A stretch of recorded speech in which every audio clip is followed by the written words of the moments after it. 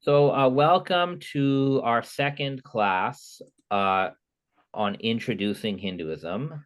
And by now, students, you have a very basic knowledge of Hinduism and a little bit of, a little bit about the Vedas and ideas like samsara and moksha.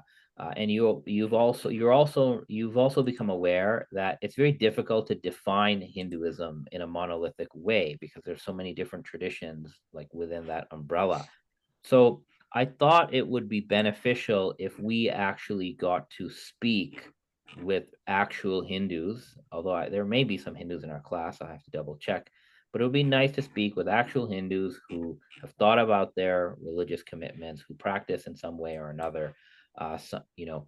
So I've invited three speakers to be with us today. Two of them are here. The third invite was a bit last minute because we had a cancellation, so I'm not sure if he's going to come. But we have at least two speakers here, and the two speakers so far we have here are Mukunda. If you want to just wave very quickly, they know who you are, and we have Chandra as well. They're going to introduce themselves. I'm going to spotlight both of them right now.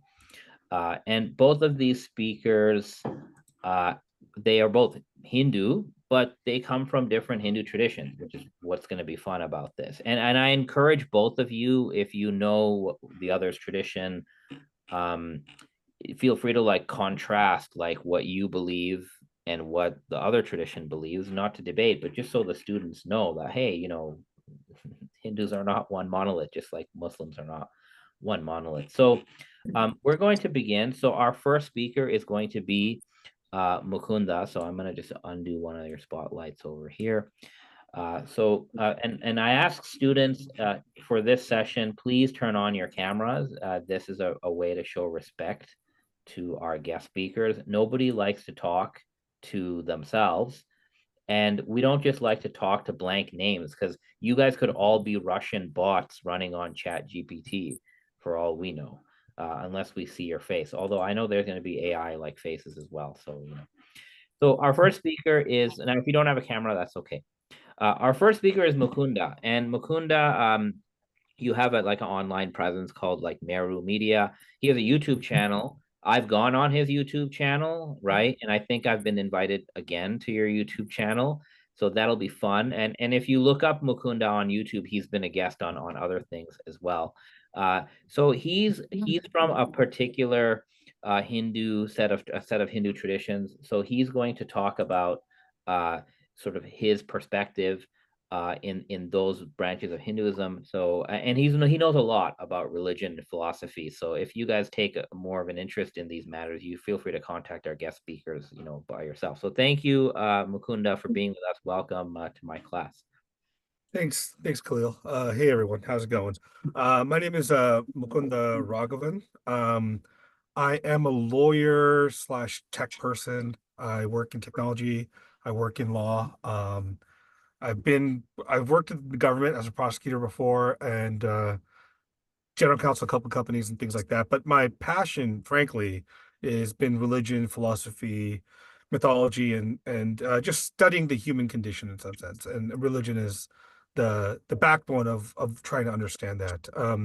So I am Hindu, for whatever that term means. And I use that very loosely because the term itself is a construct put upon a group of traditions and viewpoints, hundreds of years ago. So I belong to a particular tradition called Vishishta Advaita Vedanta. It's basically, that's a Sanskrit word. It means qualified monism. So my tradition is seeing reality as one thing, but qualified by difference. And it's a philosophical concept. And within my tradition, the supreme being is Vishnu, which I'm sure you guys studied at some level, understanding the three murtis or the Trinity, Brahma, Vishnu, Shiva. So Vishnu is typically considered the sustainer, which is the Trinity. And the term itself, Vishnu, it comes from this root called Vish. It means to enter and pervade. So the idea of Vishnu is that being which pervades all things. And so he, within my tradition, is supreme God, but is supreme God in conjunction with his wife, his other half called Lakshmi. So that's why my tradition is called Sri Vaishnavism. It it understands reality and God to be of dual nature, of masculine and feminine, and then more larger neuter, um, meaning that you cannot talk about God without referencing the masculine nature, the feminine nature, and the neuter nature. Masculine is Vishnu, the feminine is Lakshmi, and together they're what the neuter nature of Brahman. And this concept is the idea of it goes back to much older Vedic stuff, which you probably didn't go into, which is the concept of consciousness as the basic unit of the universe. Just the fact that you experience there's consciousness, right? That's pure consciousness. And then this world of change and fluctuation is actually uh, what's called Prakriti. So Purusha and Prakriti is equal to Narayana and Vishnu and Lakshmi. This world of change is all Lakshmi, and the world of consciousness is Vishnu. So they're equally connected. So within my tradition, we go back probably at least 1300 years, in at least this particular branch of the tradition. Now, the texts we use are going to be like the texts like the Vedas. You probably heard about the Bhagavad Gītā, which is found in a larger text called the Mahabharata. And then that's also we have many texts, which, by the way, Chandra's tradition called Gaudiya Vaishnavism also holds the text, the Gītā, to be very important. So the Gītā is one of the most important texts across all of Hindu thought, whether you belong to any other traditions. So the unique thing, so I'll tell you my journey in some sense. I grew up in America, and being Hindu in America was interesting for a variety of reasons because my father was rather religious. But religious here, it just means he was very spiritually connected and practiced 2.5 hours, 3 hours a day of meditation and of his personal practice, chanting, whatever it was. So when I was a kid, I had to he taught me this stuff. So and teaching me that stuff, we have to wear certain um defining features in our tradition. And one of that is we wear this line on our forehead, and there's a U, or a V, depending on the particular branch. So I had to wear that every day to school. And I remember just trying to scrape that off as a kid, because when I go into school, kids would be like, "Hey, man, is your forehead bleeding?" And they're trying to make fun of you about this stuff. But you learn about your own traditions and you rebel against that. So I think in my college years, I took a couple classes on this scholar named Nagarjuna. He belongs to a Buddhist tradition, and that, if you get a chance, guys, you should read his work. It's deconstructionism of pretty much all philosophical concepts you can think of. It's a Buddhist thought. So after I read that text, I kind of like lost my grounding in some sense, became kind of agnostic atheist, and I went through a journey where I was like, this doesn't matter, whatever it was. And then I started reading the text again of my tradition, and I started to understand a bit more of what they're trying to say than simply just the religious things you're kind of taught as a younger kid. And then you start to grasp into the nature of what religion's actually trying to tell you, which is the complexity of human existence and how to move beyond yourself. And in this Hindu context, the importance of the self is, like I mentioned earlier, this idea of consciousness. Consciousness is the core of who you are, not the body, not the mind, not your personality, not any of those things. Those are all, like, let's say, accoutrements, or they're kind of things that you place upon yourself. In fact, you're just pure consciousness. And so in that regard, I have, like, from my perspective, I oscillate between a pure determinism with no free will to some level of free will. And what I mean by that is, I think that within my tradition, what part of these says is we have desires, but those desires are just moments in time, and or just fluctuations. And in those desires, we are caught between, pushes and pulls of something we want to do, something we don't want to do, or something we don't like. And our subconscious pushes us in whichever direction it goes. And that is karma, right? Karma is the idea that your previous cycles of life and this cycle of this life has influenced your subconscious to a point that you have certain dispositions. Like, certain people are born fearing the dark, other people are not. People are born fearing snakes, even though they've never seen a snake before. And all these things, right? So your personalities, in some sense, are baked into your karma as you come into each life. And so part of the practice is to kind of break those shackles of karma, break those psychological bonds that you have to your gender, your race, even sometimes your religion, your everything that's makes you you. You see that as merely being something that you're experiencing. And what that does is, and I don't know if you guys meditate, but there's times of meditation where you can enter into states where you have experiences but have no sense of who is having that experience. Meaning, like, is it you as in you, the person, or something deeper than that? And I think that's what this is cutting into.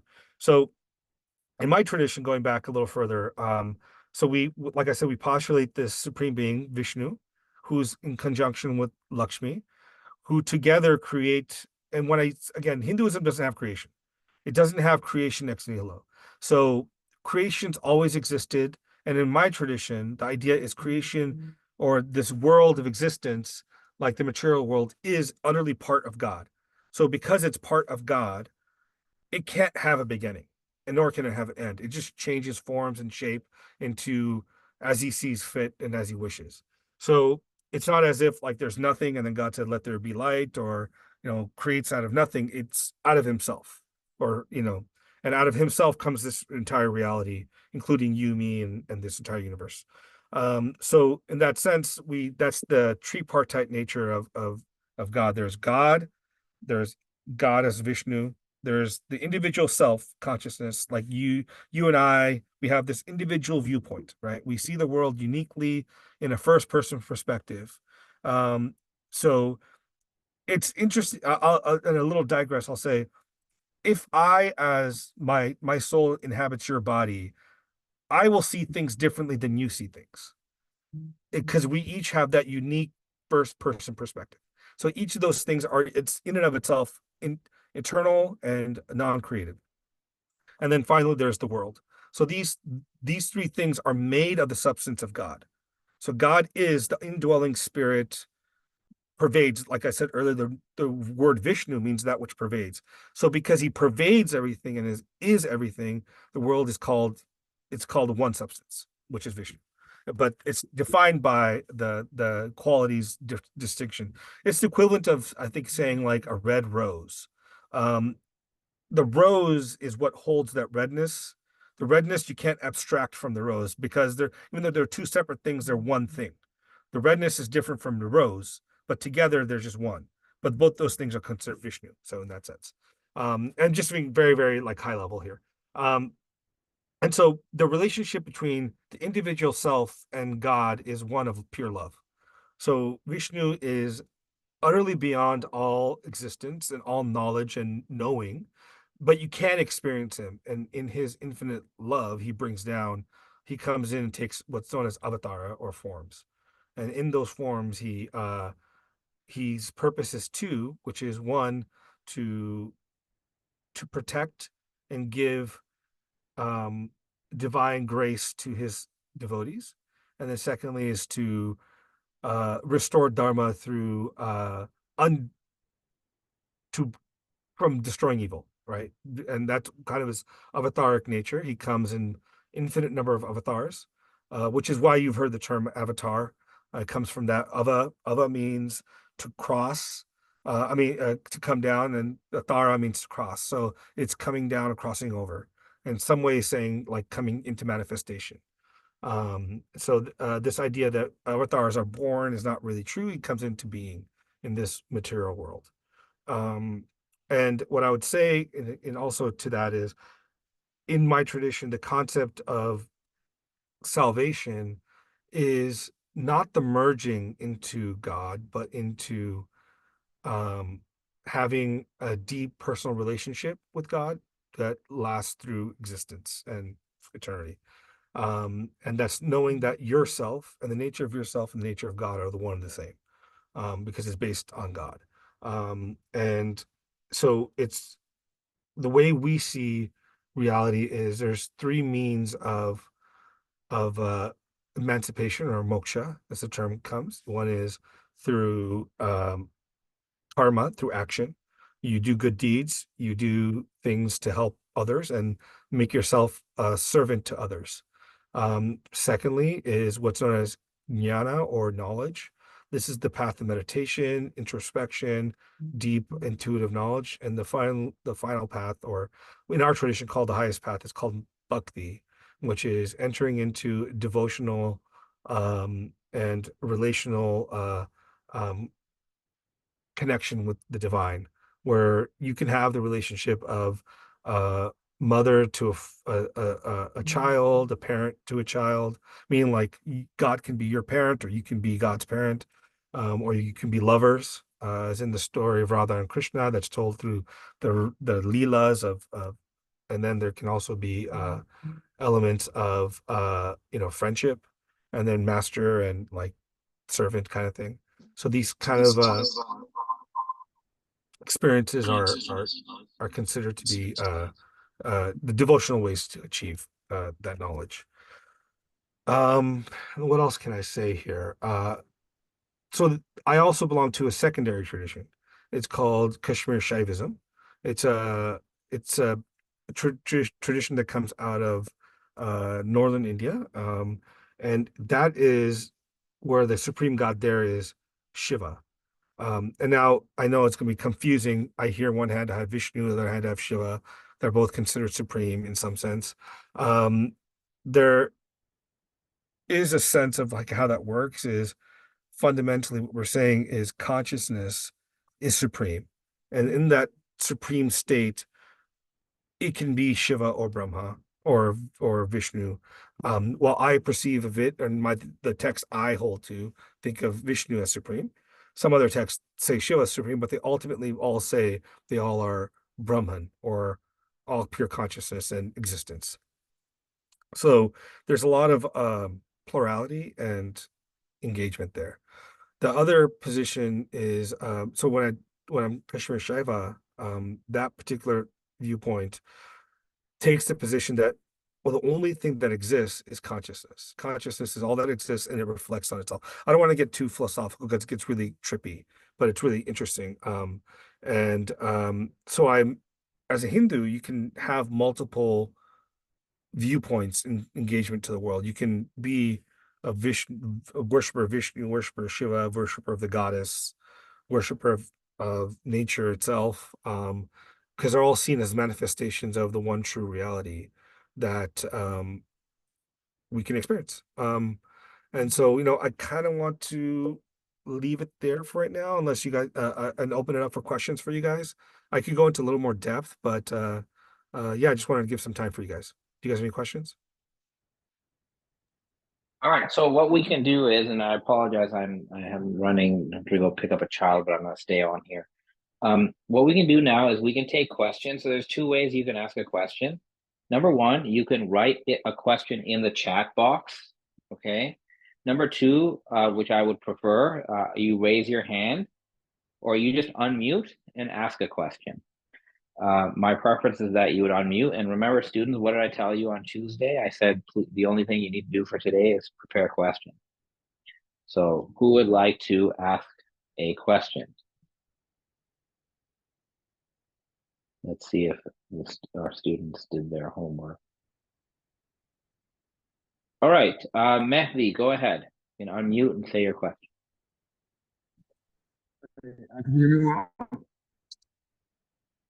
Hello? Yeah, go ahead. So, question is, so you know how Jesus, for example,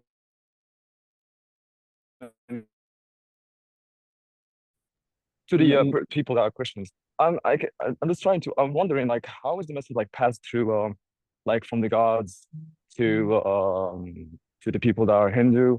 Like, like do you guys like have example like such as the prophets, and how does the example like work? Like the message from God to the prophets to the people that are in Yeah. was like Okay, I get your question. That's actually an interesting point because so there's a couple ways, right? The Hindu tradition takes a couple positions on this. Is there are these texts called Vedas. The Vedas have this last section called Upanishads, and that last section is basically the experiences of the entire text is frankly experiences of what we call rishis, which comes from the root drish, which means to see. So they have seen and heard the experience of reality, and they've conveyed that into poetry and writings that have been transcribed and finally brought down to us as what we know as the Vedas. Now, that's one element, one way to get it. The other way is through deep, deep practice. So what people would say is, in the within the tradition is there's the experience of through the text that you learn these truths, and then there's the experience through one's own practice. So even though you might have never read any of these texts, you can have the same experiences and get to the same truth through things like meditation, chanting, that kind of stuff. So we do have, I wouldn't say we have prophets in the way of the Abrahamic traditions, in that same way.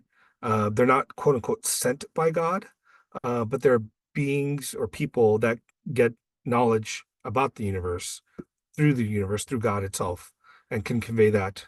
And the Vedas, by the way, most scholars will tell you they've been, even if you take the conservative date of like 1500 BCE, they've been preserved almost perfectly for 3,500 years, or now what is it? Yeah, 3,500 years through memorization, oral memorization for entire time. So it's pretty you can look it up. It's pretty interesting how they memorized it, the way they memorized it. So yeah, I mean, I wouldn't say there's prophets, but there are spiritual holy people that bring knowledge, and then we have our own inner knowledge that we can achieve. So in one way we can say I wouldn't say it's scientific. I don't like to use that word, but it is verifiable. So while you can read something in the text and be like, oh, I don't know if I believe that, you can experience that same thing through a practice. So maybe the stories in the text are not true in the sense of like historically accurate, or historically happening in this world, but they will have deeper truths that you can experience for sure. And I've had those experiences too myself. I think there was a question asked about yoga. How does Hinduism relate to yoga? Yeah. So the three paths I've said earlier, the path of action, the path of knowledge, and the path of bhakti, they're all called yogas. Yoga comes from the root, which is yuj, which means to yoke together. The same word as yoke, yuj is that word. So yoga is the idea of union, of bringing two things together. Now, people falsely think that it's the union of the mind and the body, which is not true. It's the union of the self to the supreme self. So it's actually getting disconnected from the body, seeing the body as merely as a vehicle for achieving these higher states, right? So there is a text in the Hindu tradition called Yoga Sutras of Patanjali, and it's the basis for what yoga is practiced by Nibante. And in that, there's 8 limbs. They call the Ashtanga yoga. Many of you might have gone to like yoga class and learned some of this, and yoga is not just postures. That's the smallest element in the text. It's called asana. That's a very small element. There's actually 7 other limbs. One is called yamas, niyamas. These are things you should do, your moral precepts, what you should abstain from. For example, abstain from stealing, from harming, ahimsa, right? These ahimsa as nonviolence, right? These things are foundational, and there's things you must do, which is like practice, tell the truth, be generous, give oneself, and then there's other steps, including things like meditation. Well, there's meditation, there's concentration, there is worship of God, and finally what's known as samadhi, which is the state of union. So this is yoga. In a very quick nutshell, it is a means to what they say is the first line of yoga is yogas chitti vritti nirodha. Yoga is the practice of being able to stop the fluctuations of the mind, is being able to still take that, we all have attention problems. It's the being able to just like focus to a point where nothing else is there. Your thoughts come and go, they vanish away. Your traumas go disappear because they're just seen merely as thoughts. And then you indwell in what the truest part of yourself is, which is bliss, knowledge, and truth.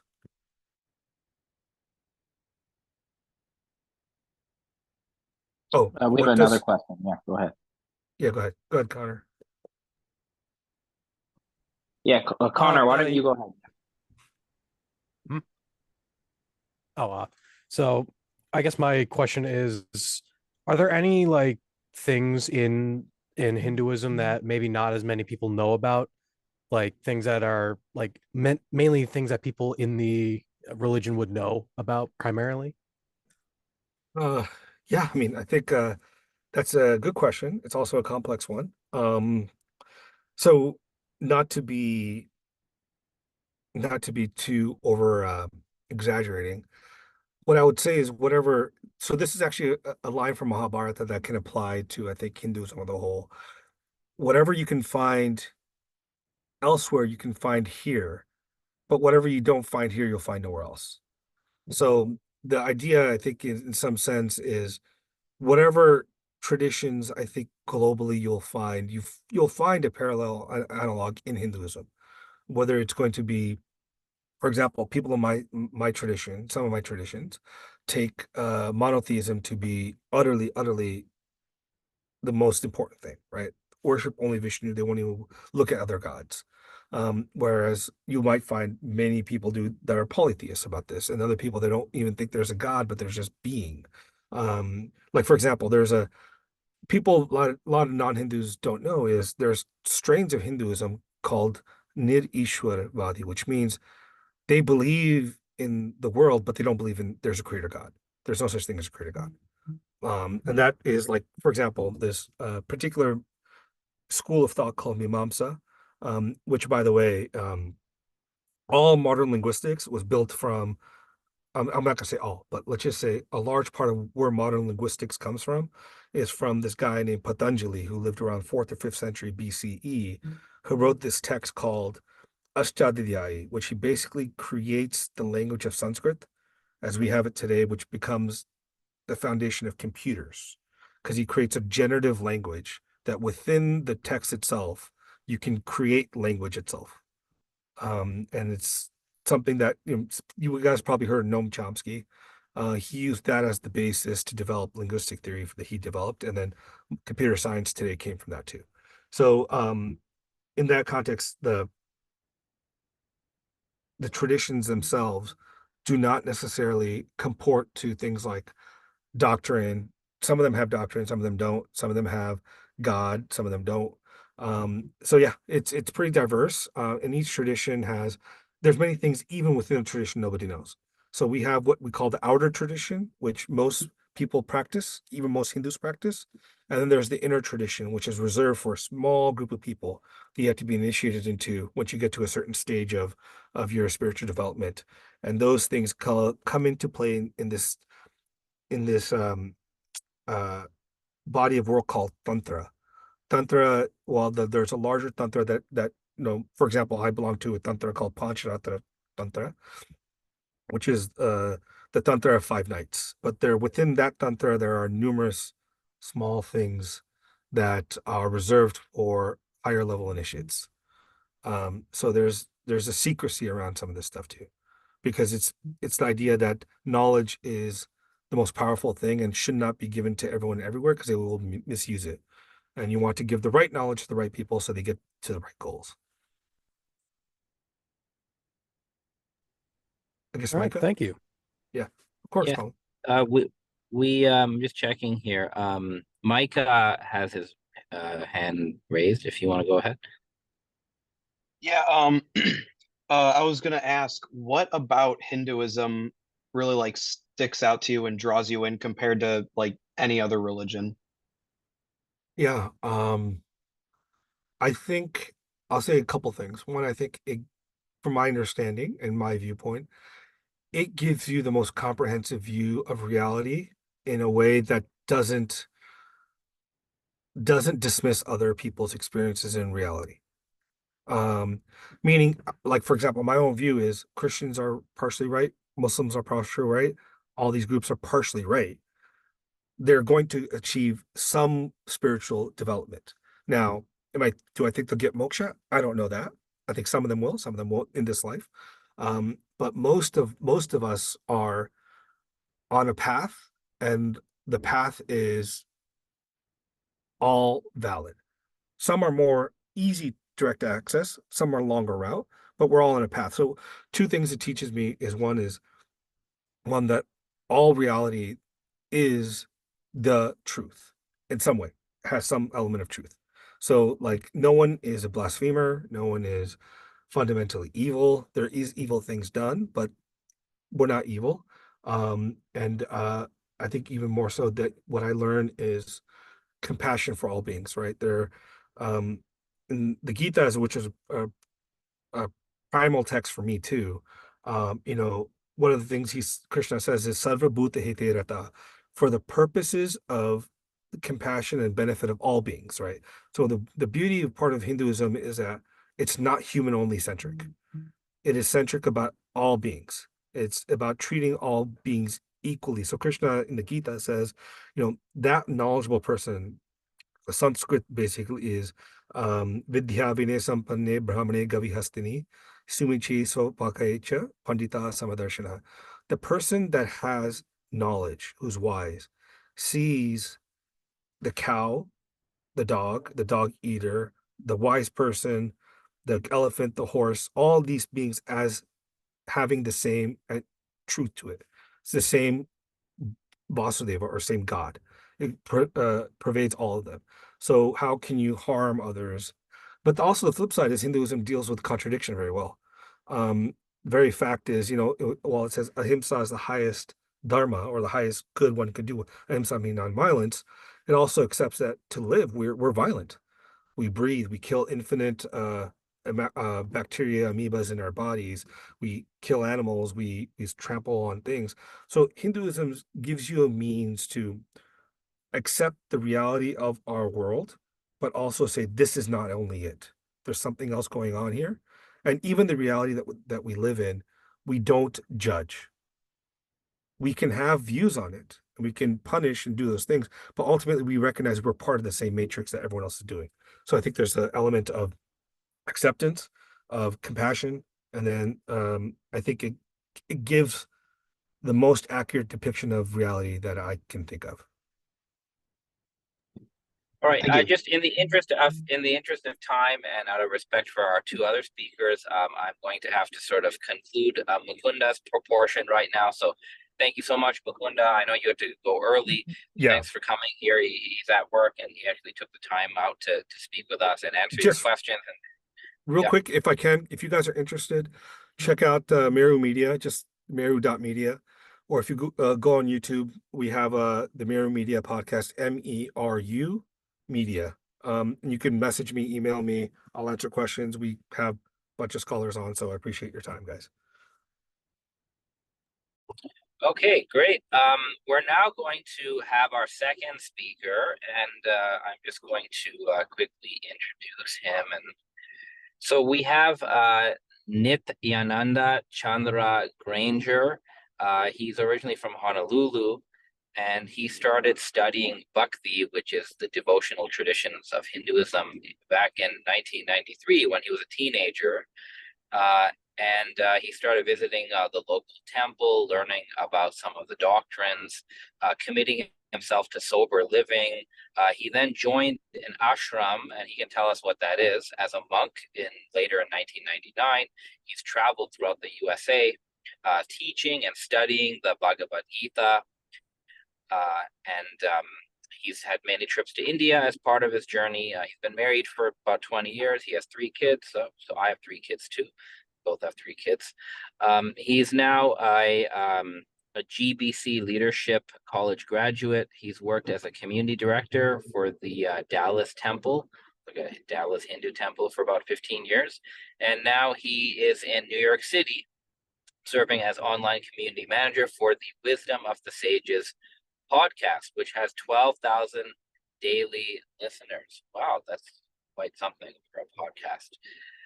And he's also currently at the Brooklyn Temple's Darshan Room, involved in teaching, organization, and services. So Chandra Granger, just so you guys know, I know him from Clubhouse, right? Oh, yes, Chandra? yes, yes. Yeah, we met on Clubhouse, and I remembered you, and I reached out and I said, hey, man, you got to speak to my students. So thank you, Chandra, for joining us. The floor is yours. You have about 25 minutes, and then you can take some questions as well. Welcome, welcome. Thank you all for being here today. Yes, my middle name is Chandra. That's the easiest way to say it. You don't have to, you can skip the first name because most people can't say that. I grew up in Honolulu, and I had various questions that I didn't find good answers to. Particularly, I had a sister who passed away when I was about 8 years old. She passed away.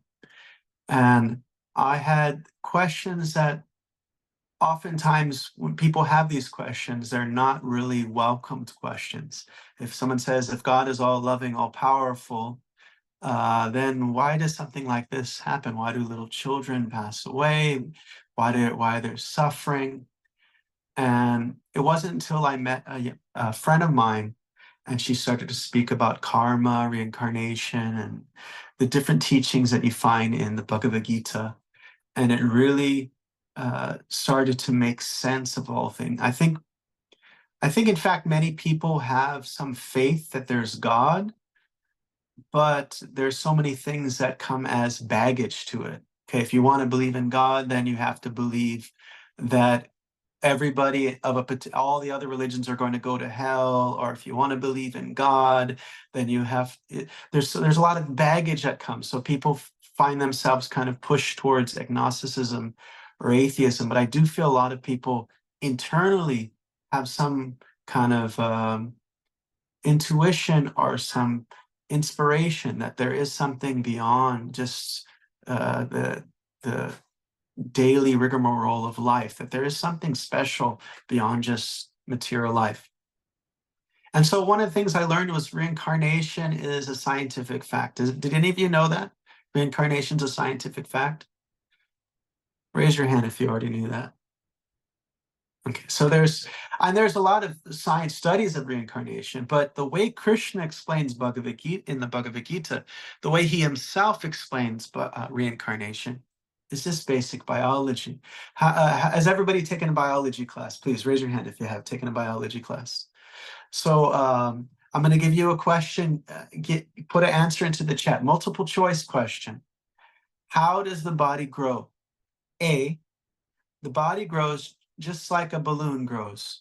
It's the same thing. You add air or you add water to the balloon and it's just now bigger. And that's how bodies grow. It's just the same thing and it's just bigger because you put some food in it. Or is it B, your old cells are replaced by new cells and multiples of new cells? Which one would you say? Put it on the chat. B. Right.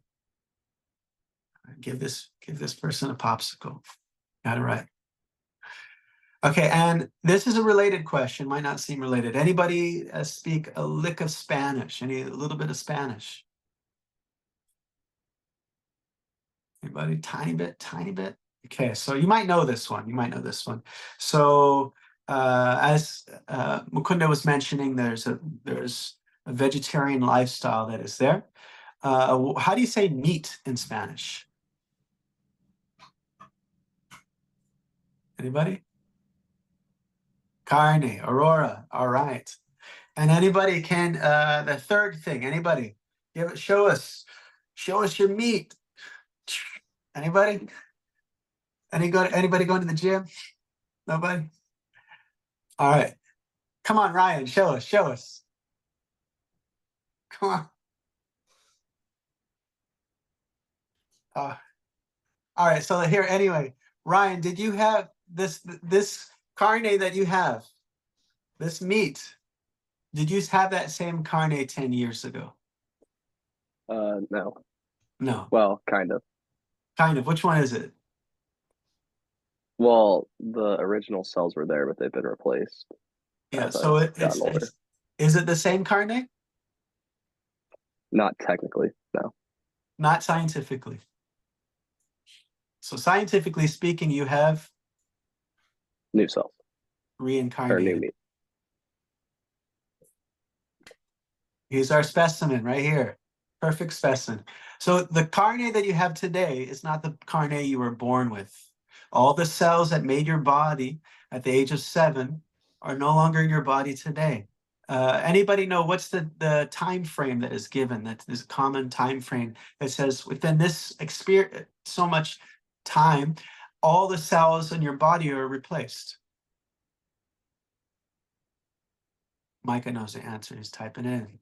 Isn't it like 7 years or something? You got it. All right. Yes, yes. So within 7 years, on the skin cells, a few weeks, but everything after 7 years, it's a completely different body. So the way Krishna explains in the Bhagavad Gītā, he begins his start to teach in the 2nd chapter. He says, just like you're already changing your body in this life, you're already reincarnating. You also accept another body at the time of death. And then he explains that process of how that happens in the 8th chapter. He says, what you hold dear to your heart, what you meditate, what you focus on, specifically at the time of death, which will be basically, like you've heard, life flashes before your eyes at the time of death. I had a friend who he drowned and he had a near-death experience. And he was remembering, he was going to like a Catholic school, and he was remembering the nun was saying to him, think of God when you die. And so he was trying to do that. But all he could think was girls. What's that song? Like the Beastie Boys song or something. He just could think about girls because his life was about girls and drugs. That's what his life was about. So because there's a certain type of absorption, something that he absorbs his life and his heart, then that's what is going to be cultivated and culminated at the time of death. And so he gets another type of body. So he didn't die. He survived this drowning experience, but he had this profound near-death experience. And with that, there was an intuition that he didn't like where it seemed to lead him. He felt like, this is not leading me to the right way. I need to change, not just my kind of, he was studying in a religious school, but he said, I have to change my consciousness. I have to change where I'm putting my heart into. Is it into girls and drugs, or is it actually going to be something deep? And so he had that experience. Any questions so far? Reincarnation. Does it make any sense? Oh, excellent. So the first basic principle is to understand that the consciousness, the self, is different from the body. Now, if you're different from the body, what are some things that may, how would that affect your life? If you, Micah, are not the body, how would that affect your life? I don't know. Tell me. Aurora, how would that affect your life? If you are, it's not that you have a soul. What if you are a soul and you have a body? How would that affect your life? Any of you drive? And you know, when you're driving your car, you know that you're not the car itself. You're the driver, and you're something distinct from the car. So if I am not the body, then what I do to the body is not necessarily going to satisfy me, because I'm the driver. I can put gas in the car. I can put fuel in the car. I can put oil in the car. I can do different things for the car. but I also have to feed the driver. And so what's the food for the driver? Caden.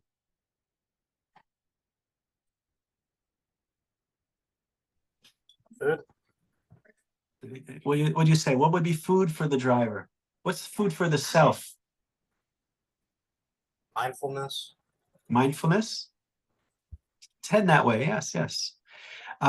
We often find that externally we may think, like, if I get things, if I get the iPhone 16, if I get people tell me, hey man, you look so great today, man, yeah, you look, that outfit looks good, oh man, your body looks hot. If I get compliments, if I get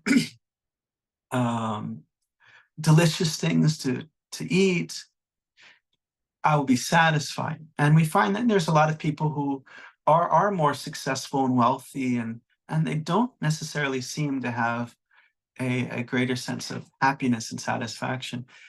And the idea is that it's not in the getting that we become satisfied, but rather in the giving. And the reason is that we're actually part of something greater.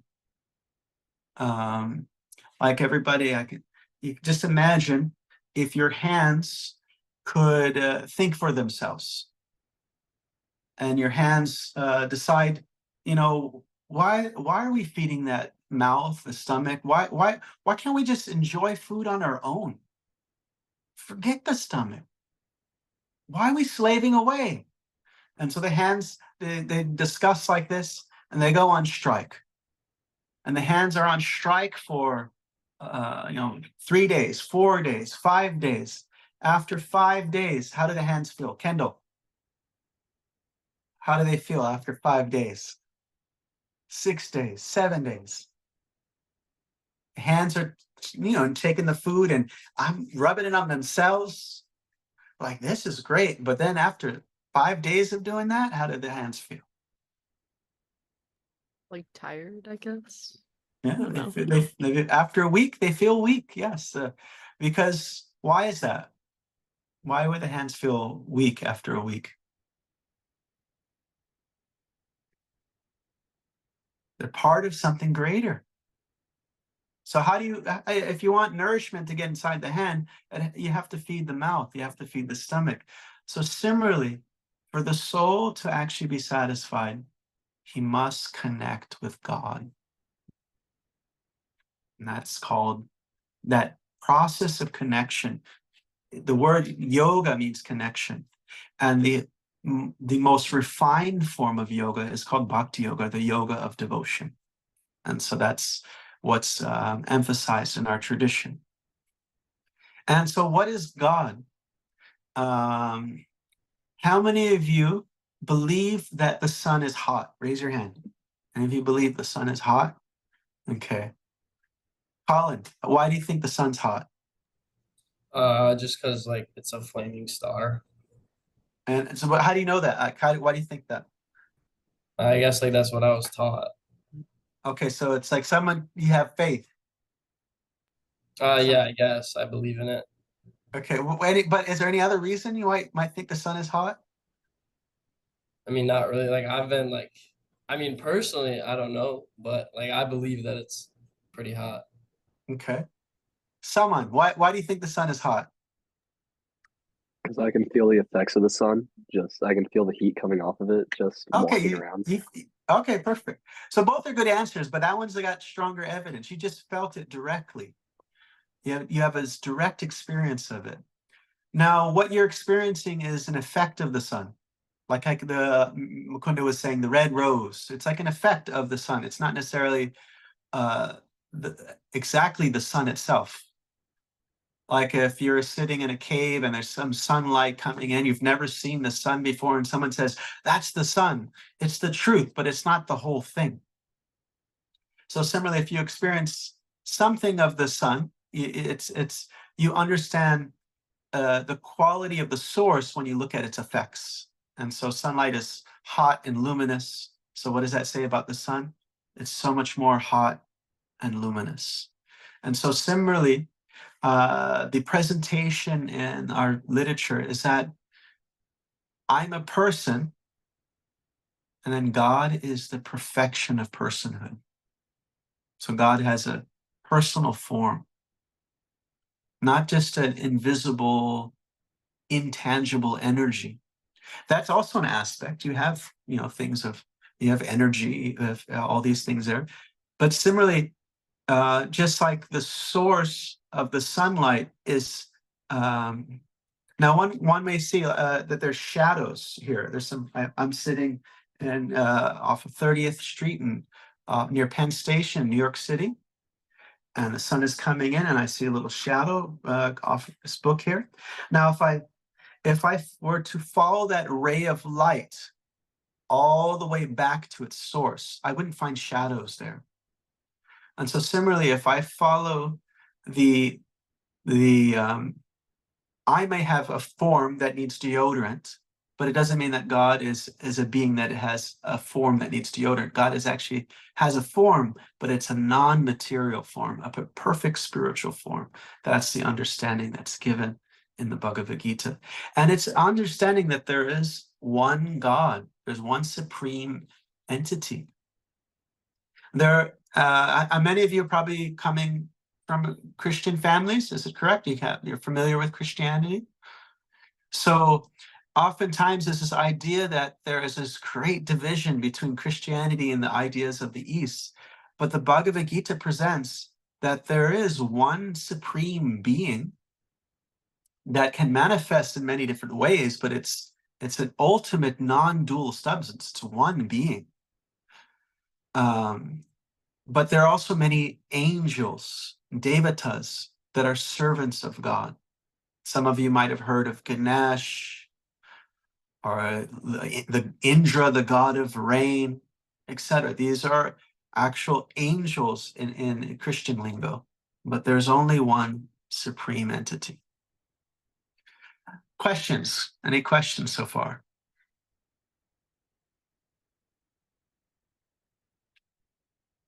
And if you can either write it in the chat or you can raise your hand and ask a question.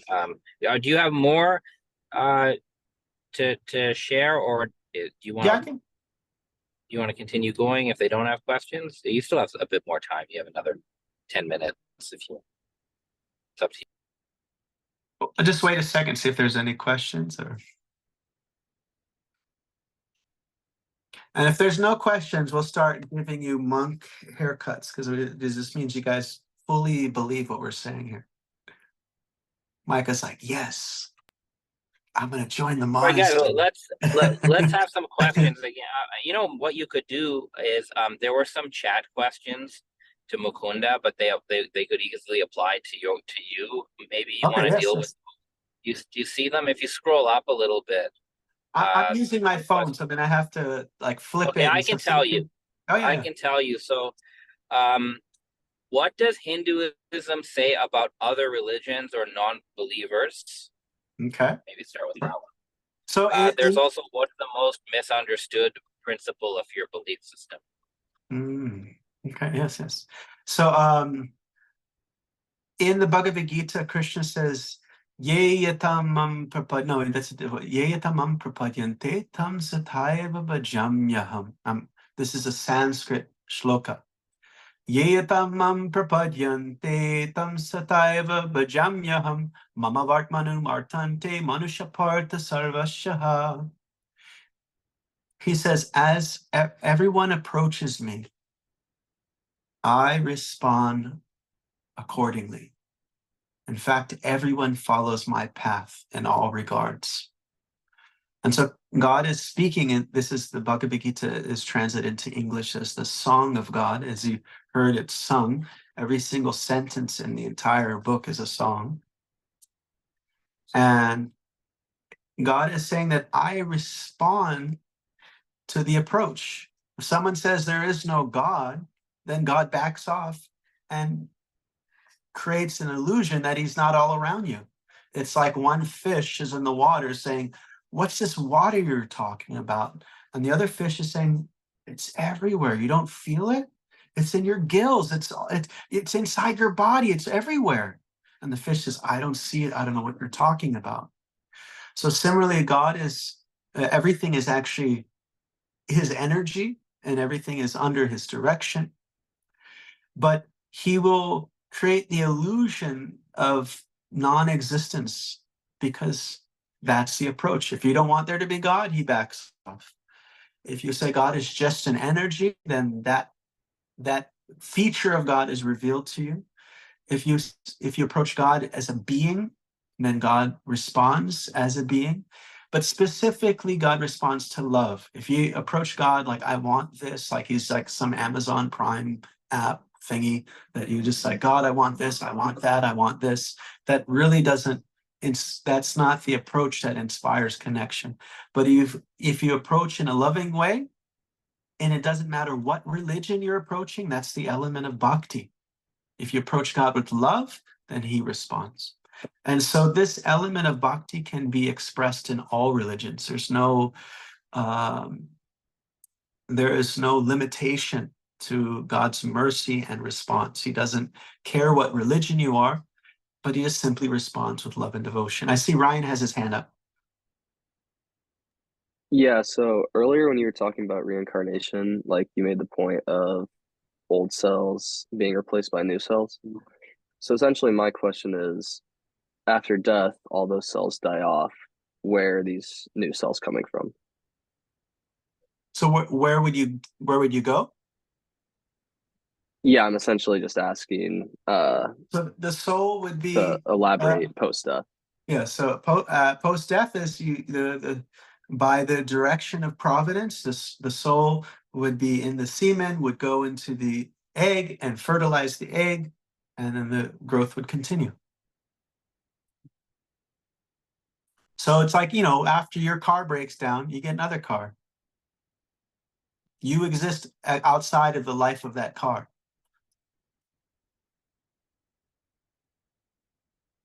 So I just want to further that. How are the cells then getting into the sperm? Like what's The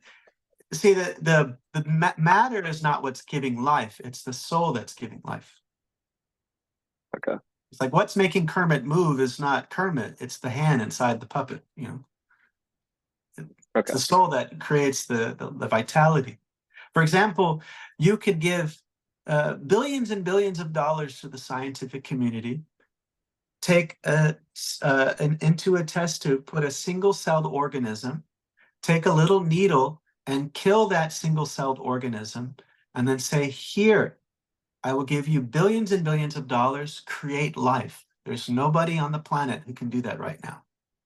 They said, I'll give you just previously living matter, and we'll take one single-celled organism, take a needle and kill it, and tell the scientific community, the greatest scientists offer billions and billions of dollars, and they will not be able to create life.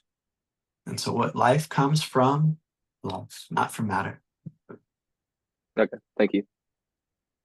All right.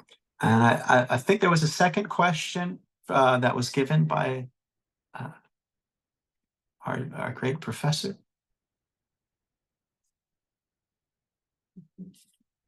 What was the other one from the chat? There was a question in the chat about would meditation and yoga in Hindu be equivalent? It's choppy. The audio is choppy. He said, would meditation and yoga in Hindu be equivalent to praying in other religions, or question mark? Would be equivalent to prayer? Is that the question?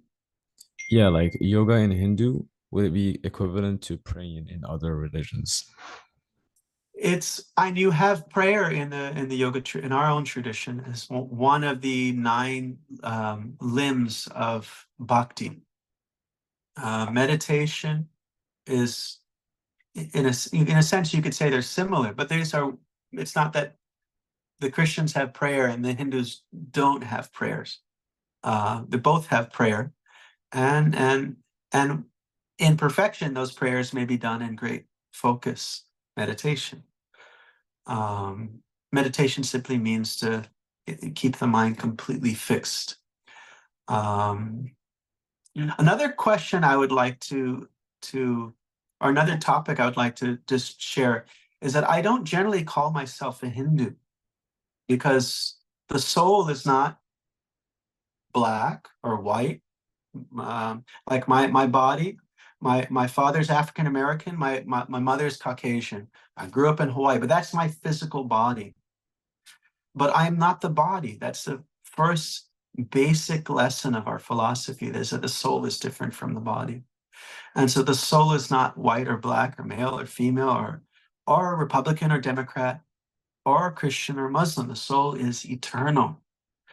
And the idea of the soul having a particular type of designation that's based on some particular nation, it doesn't really ring true to the eternal philosophy.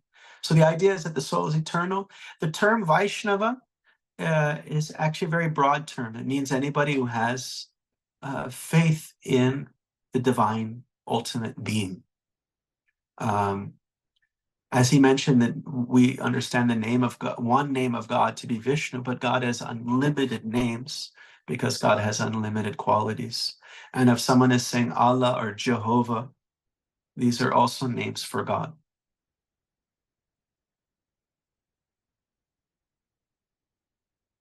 All right. Any other questions?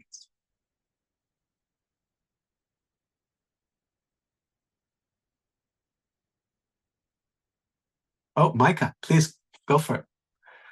Yeah, so in class the other week, we were looking at different ways to study religion, and I think it was called perennialism, where it's like on the surface, all sorts of religions like have differences, but ultimately they lead to like the same like ultimate goal. Would you say that Hinduism kind of believes in that?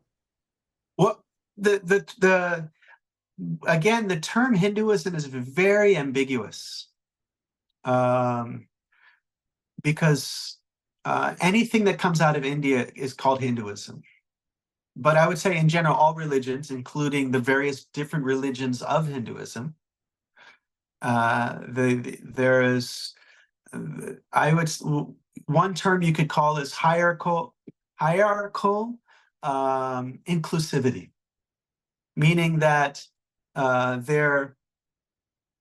everyone is on a path, but there are different levels of motivation that are considered higher than others.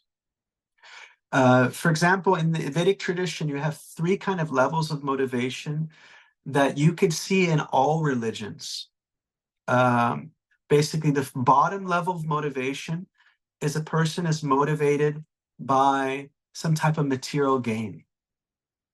Even if it's future material gain, like afterlife gain, I'll go to heaven and there'll be hot babes there or something, or I don't know, I'll be just sipping, Mai Tais or whatever, or hanging out with grandma.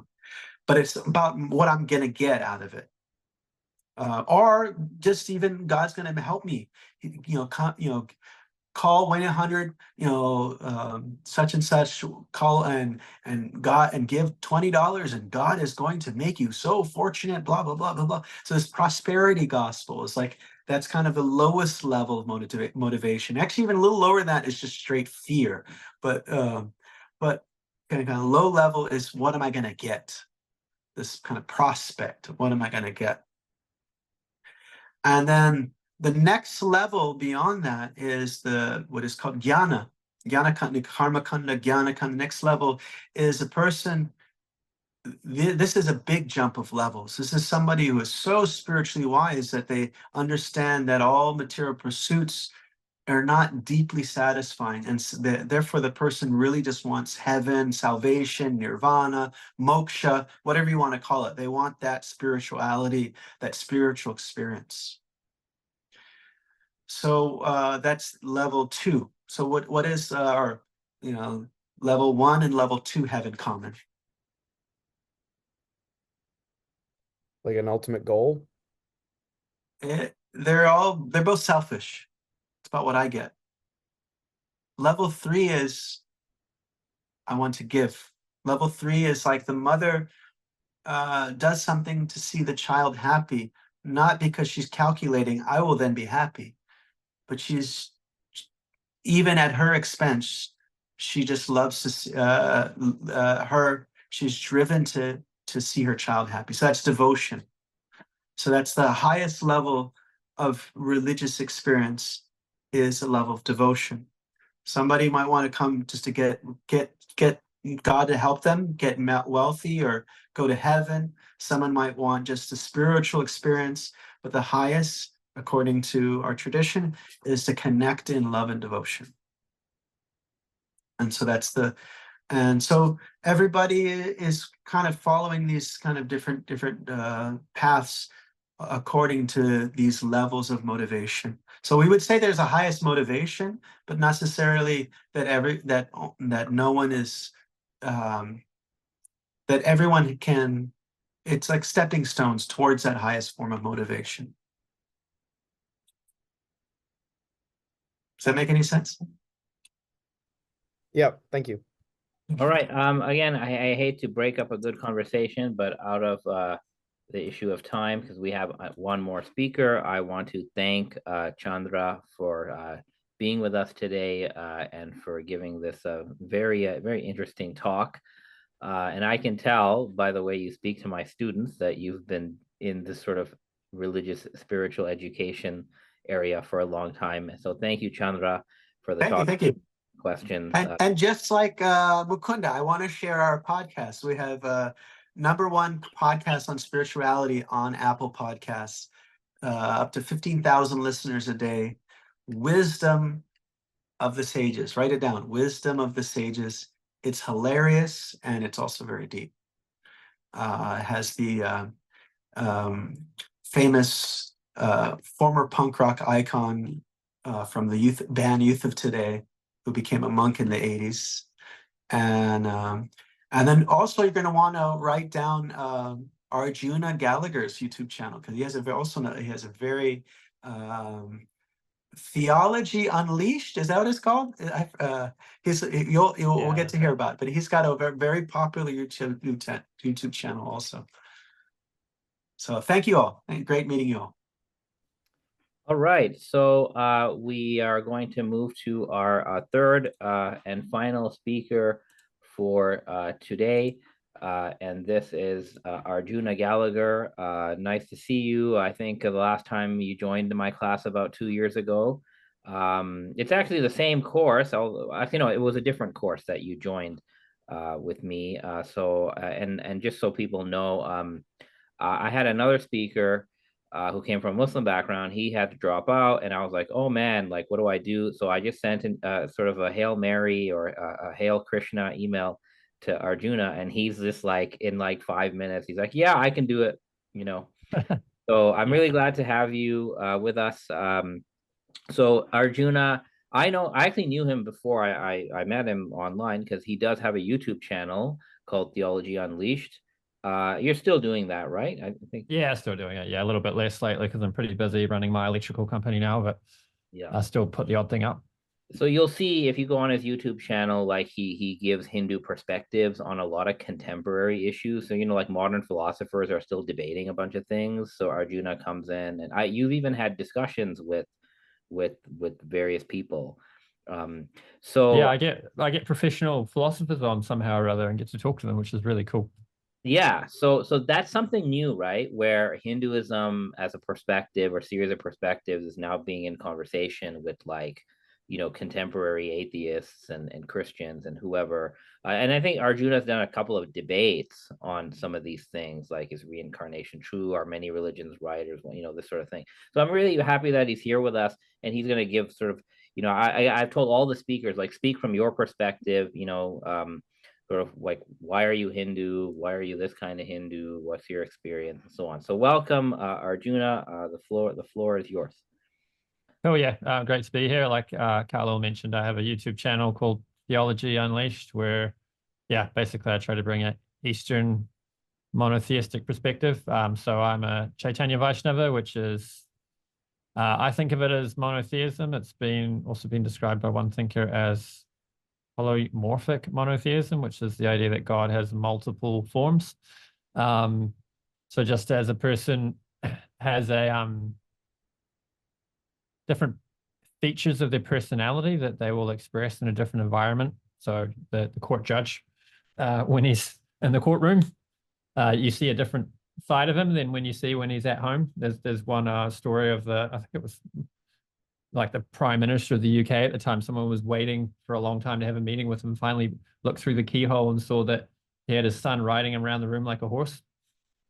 And these are different features of the same person. So God being, on our view at least, a person full of personal qualities is going to have a variety of personalities that he'll express depending on the relationship, depending on with it among his devotees. So, the idea of bhakti, which our tradition's heavily focused on bhakti, which is loving devotion to God and a loving relationship, that every jiva, every soul, every living entity has a personal relationship with God with a slightly different flavor.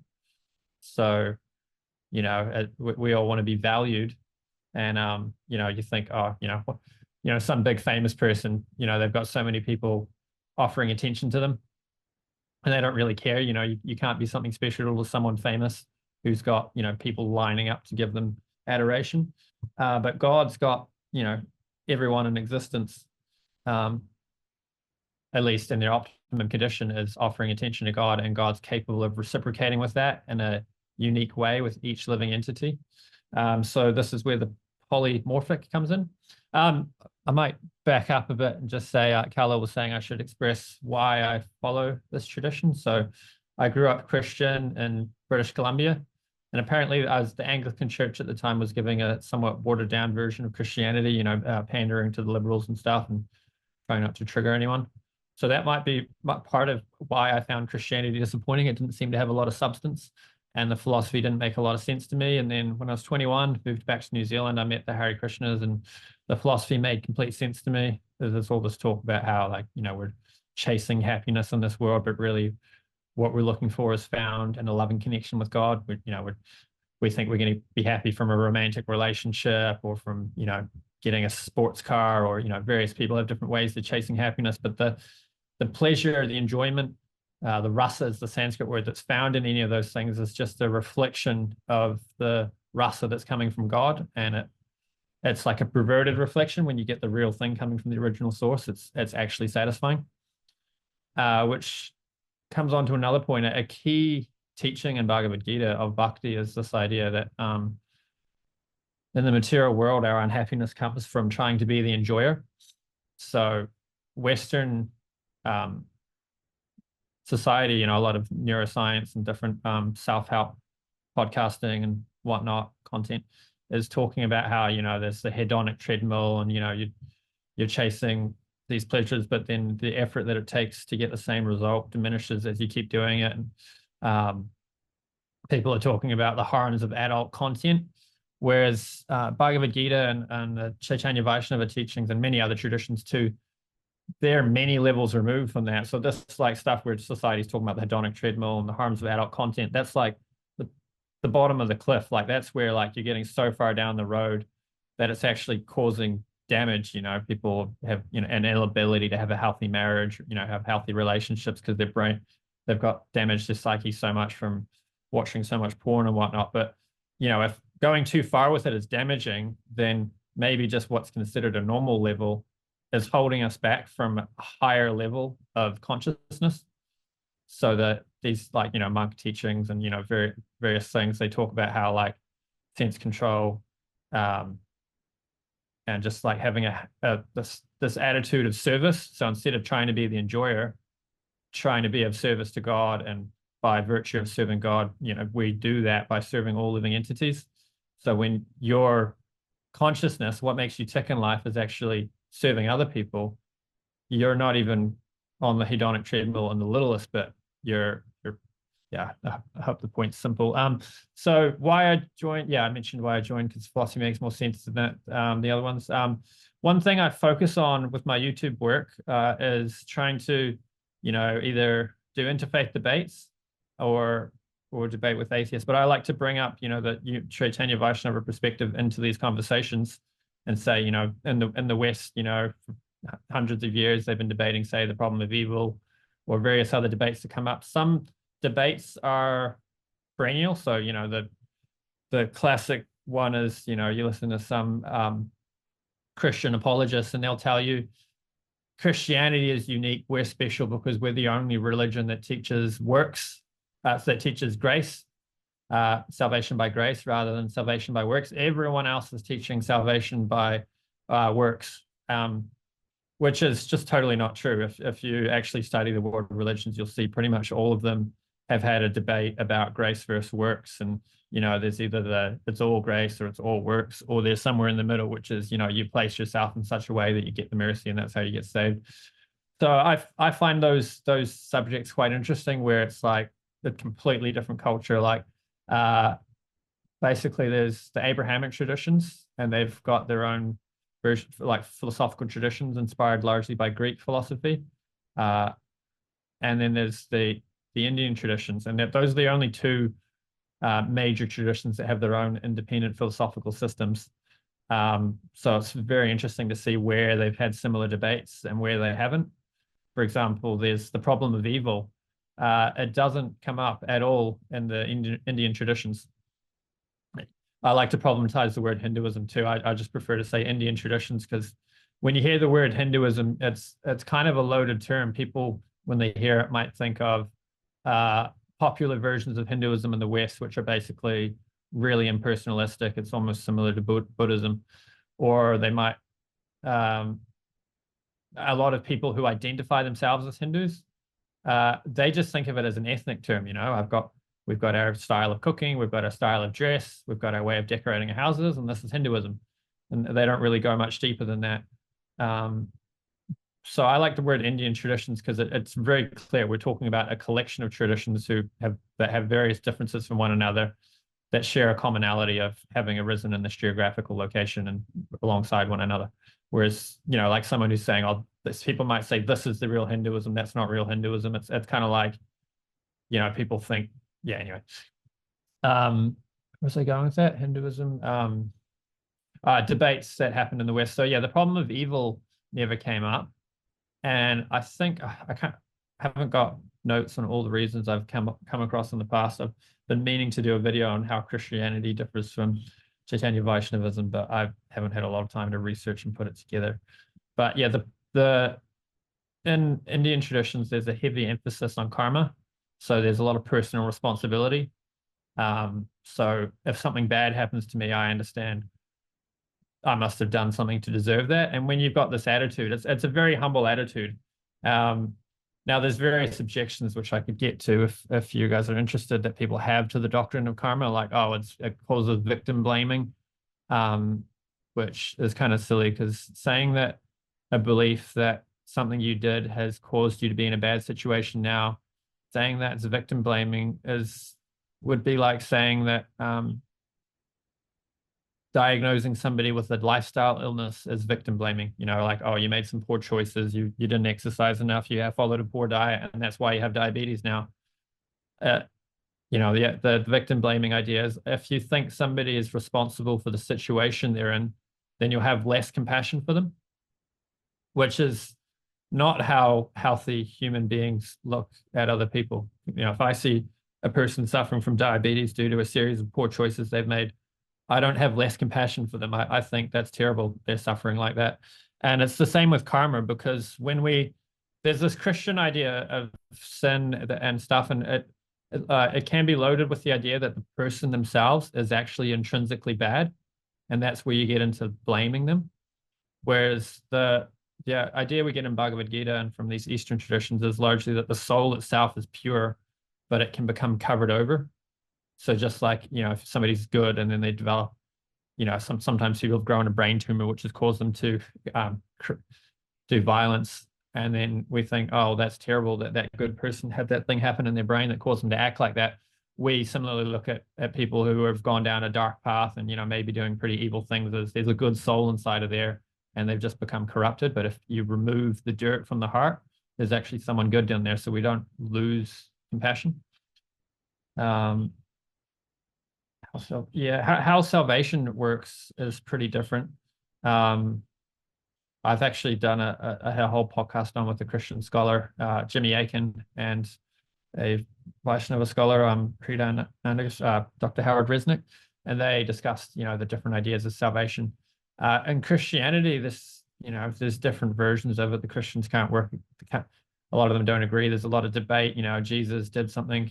I put the Christian atonement theories into like 3 or 4 different categories, which is Jesus did something metaphysical on the cross that made us all saved, which is, like one version of that might be that, we're all imperfect and we're burdened by sin and we're not powerful enough to overcome it. So God came down as a human to conquer sin, and that conquered sin for us, or, conquered death or whatever. So that's like Jesus did some metaphysical thing that changed the ether and now we can be saved. And other versions are, there was a debt we owed, we couldn't pay it. Jesus came down and paid the debt by sacrificing himself on the cross. Both of those views I kind of have issues with, because you'd think God could just snap his fingers and do something metaphysical without having to come down on a cross. Or why is there a debt that needs to be paid? Can't God just forgive the debt? Whereas there's also, and Christians call them moral influence theory. I like to use the term Bhakti influence theory, which is basically the idea that seeing a pure devotee, like, the acts Jesus did, where he's, coming down and, going through all this difficulty in order to inspire us, that is inspiring. So when we have various people we see as saintly in our tradition that we think came down and went through various difficulties in order to give us these teachings about God, and, seeing them go through those difficulties is inspiring and makes us want to take up bhakti and be serious about it. And how salvation works, it's still, God is the one who cleans the heart. We can't clean the heart ourselves. It's not something we can do, but we need to put ourselves in an environment where that cleaning takes place. So we do that by hearing about God, associating with people who are God conscious, and, speaking about God, chanting God's holy names. Probably, I don't know how much time we got left, but yeah, the last thing I might mention is see if there's any questions. Oh, actually, it's too much. So one thing that they did debate is impersonalism versus personalism. I think there's some parallels to this debate, and the idea of like the Big Bang and how everything came from like a single point and then got complicated, because basically the impersonalists in the Indian traditions are stuck with the problem of needing to explain how from something simple we get a complex reality full of variety, how from something that lacks all variety all this variety comes to be. And the atheists, materialists, have the same problem. They think matter is at bottom simple, and they need to come up with a way to explain how from something simple you get something complicated, which is, I think, cannot be done. I think it's the proverbial pulling a rabbit out of a hat. If you want to say from something that lacks the qualities we see now, that was able to produce these qualities, I think you're essentially pulling a rabbit out of the hat. Like David Bentley Hart has a nice way of framing the theory of mind problem of how you get consciousness from matter. Of the question of they talk about the ghost in the machine. How could there be a ghost animating a machine? But the other question is, how could a machine be producing a ghost? So either way, you've got this problem. But I think the idea from Bhagavatam of this story, and this basically the Vedic picture of cyclical creation and destructions. There's the pradhan, which is like all the matter sitting in a hunk between creation cycles, and then from that God creates everything again each cycle. That we don't have. So in philosophy we can call this a construction argument, which is if a builder is going to make a table, he needs to have the intelligence, and he needs to have excess of everything. He needs to have more timber. His tools need to be capable of more things. He needs to have more ideas than it takes to produce the chair, and then you can produce the chair. So similarly with God, he needs to have more qualities than are going into the thing that's being created, and that's how you can have. So from something that's full of qualities, you can create something that has a lesser degree of qualities, and that's how from God we get the reality we see. But I don't think the other way around works, that from something simple you can get something complex. Are we running out of time? I don't know. I would say take like maybe a couple more minutes, so then we can have some questions.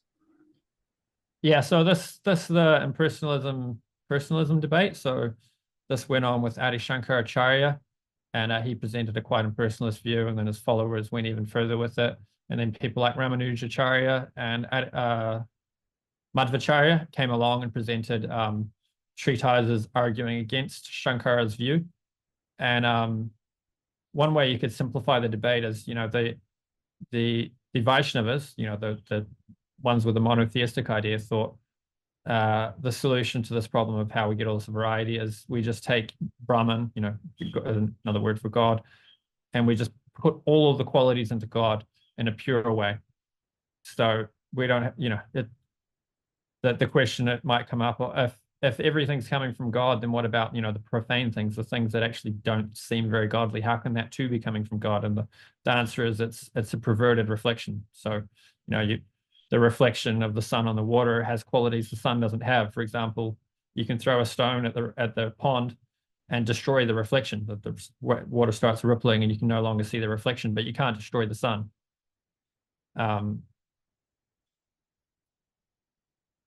So what the impersonalist view does is take all the qualities away and say that the source of all reality is devoid of all qualities, whereas we do the opposite, and we just layer all the qualities onto God. And I guess one difference I can probably cover in 1 or 2 minutes between Christianity and Vaishnavism is there was, I can't remember the name of the philosopher just now, I'm sure you guys will know, that said that God is the greatest being imaginable. He gave a philosophical argument. Anselm? Yeah, Anselm, yeah. So he gave a philosophical argument for God's existence, saying, God is the greatest being imaginable, therefore he exists. And I'm not getting into the argument right now, but I like this definition of God. If we think of God as, that being than which no greater can be imagined, then we can also think that any concept of God that is greater than any of the other available concepts, that's more likely to be true or more accurate than all the others. So I think we have this on the Vaishnava concept of God, where it's polymorphic monotheism. Sin and karma is one key difference. Sin seems to be this idea that some things are just bad, whereas karma is this idea that it's just action reaction. Krishna gives his teachings in Bhagavad Gītā, and he talks about how if you do this, you get this reaction. If you do this, you do this reaction. And then he says at the end, now you make this decision. Whereas I don't like saying this is what Christianity teaches. It's more like a bunch of, there are Christians who think like this, and someone else might say Christianity doesn't teach this, but you do get a lot from Christian thinkers of, if you do that, God's going to punish you. This is bad because God doesn't like it, kind of thing, which is like an extrinsic motivation. There's a lot in parenting psychology these days about how you want to get your kids on board as much as possible with intrinsic motivation. So, you don't eat sweets instead of dinner because you'll get sick. It's not that you don't do it because I don't like it when you do that and I'm in charge here and you have to do what I say. So I think that, at least I get a feeling that from Christianity, there's a bit of God doesn't like these things, so don't do them. Whereas Hinduism, the Indian traditions in general are just full of, these are the reactions you get from doing those things. And if you don't want those reactions, don't do these things. If you want these results, you do these things. I'll probably wrap it up there. I feel like I've rambled and covered way too many subjects, but No, I guess it's a good. That's fine. That's fine. No problem. So we have some time for questions. Okay, for Arjuna, and he comes from sort of all our speakers have come from different backgrounds. Yes, Mehdi, go ahead. So just the last point that you talked about, I just wanted to inquire and maybe see your point of view. And when you said that if you don't want this reaction, then don't do that thing. I'm guessing that God is like an all-knowing being. So wouldn't you agree that, for example, if someone that knows well told you to not do something, then it's probably because it's gonna react in a bad way and you just don't know it yet? Yeah, for sure. So there's a lot of talk in the it's like a tradition of guru and disciple. Largely that's how it's handled down. It's kind of like, learning surgery from someone who's actually a surgeon rather than learning from the textbook. So there's, and that there's the guru knows things the disciple doesn't know. They have realization the disciple doesn't have, and they talk about different levels of intelligence. So a first class intelligence is a student who hears once and then learns it, follows it. So, you know, the classic example is telling the child, don't put your hand in the fire, you'll get burnt. An intelligent child hears that from the parents and takes it on board and never gets burnt. And then second class is someone who hears it, sees somebody else get burnt, and then decides, okay, yeah, I better not even try that because I saw that kid get burnt and I don't want to get burnt. Third class intelligent is someone who hears it, sees somebody else get burnt, tries it themselves, gets burnt, and then takes it on board, never gets burnt again. 10th class intelligence is someone who hears it, sees other people doing it, doesn't, you know, like the classic thing of someone who's an alcoholic and every morning they wake up with a hangover, they think, oh, never again. And then next Saturday, next Friday, they're out there getting drunk again. And then the following day, they're saying, oh, never again. So yeah, like this, there's different levels of intelligence. And ultimately, we want to be intelligent and find people who know things we don't and learn from their mistakes so we don't have to. Okay, we have time for one more question. You can write it in the chat or you can raise your hand.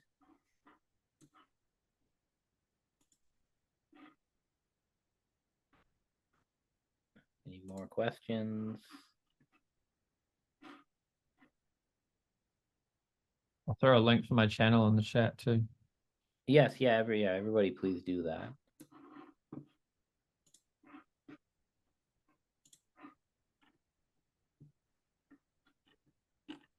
All right, well, we're almost at the end of our class time. So let me say a big thank you to you, Arjuna, for coming in last minute and speaking to all of us today. Very nice, and also another thank you to Chandra Granger for also coming. Mukunda had to leave early, but we thank him as well. I think this was a great little sort of symposium. So just to be clear, this has been recorded. I'm sharing the video with our speakers and they're allowed to upload it as long as any footage of students is removed from the video, all right? Because we have our own little policies. So if this video goes online, it'll just be with like the speaker speaking and this sort of thing. And obviously none of us, you know, would be in that video, and I'll leave it up to them. I will upload this whole video to my channel as a sort of an unlisted thing and make it available just to our class. So, you know, students, you can go back and re-listen. Maybe you missed a few things. But other than that, thank you all for being with us. Let's give our speakers like a final round of thanks and applause. And again, I'm really glad that we did this because, you know, we read about Hinduism, right? But then we have to talk to actual Hindus. And this is how we're going to be studying, you know, the religions in this Introduction to Religion course. So, all right, take care, everybody. Have a good weekend.